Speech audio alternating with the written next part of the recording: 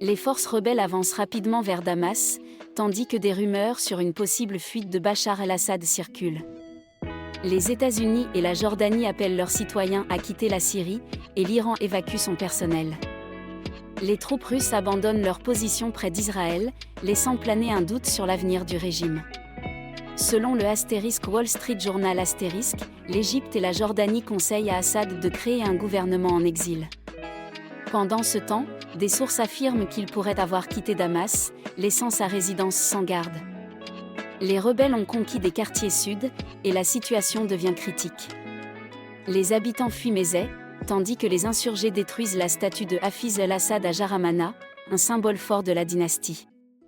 Dans la banlieue de Mouadamiyah, des jeunes crient Hurriet, Hurriet, en manifestant contre Bachar al-Assad, rappelant les luttes de 2011. Pendant ce temps, la présidence syrienne dément les rumeurs d'une évasion d'Assad, affirmant qu'il reste à Damas pour accomplir ses devoirs. Les forces rebelles avancent, prenant position dans des quartiers comme Saneya et Dareya, menaçant le contrôle du gouvernement.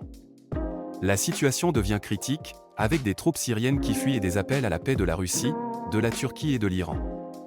Les tensions montent, et Damas pourrait bientôt être au cœur d'un nouveau chapitre de cette guerre dévastatrice. La situation en Syrie est alarmante.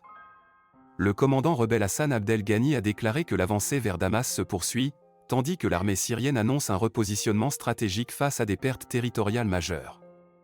Dera et Suweda tombent peu à peu aux mains des insurgés, notamment du groupe Hayat Tahrir al-Sham. Les bombardements du régime continuent de faire des ravages, avec 28 morts, dont des enfants innocents. Pendant ce temps, l'Iran évacue son personnel, renforçant les craintes d'un effondrement imminent du régime d'Assad. Les États-Unis conseillent à leurs citoyens de quitter la Syrie, soulignant une instabilité grandissante. La pression sur le régime s'intensifie, et la situation devient de plus en plus critique.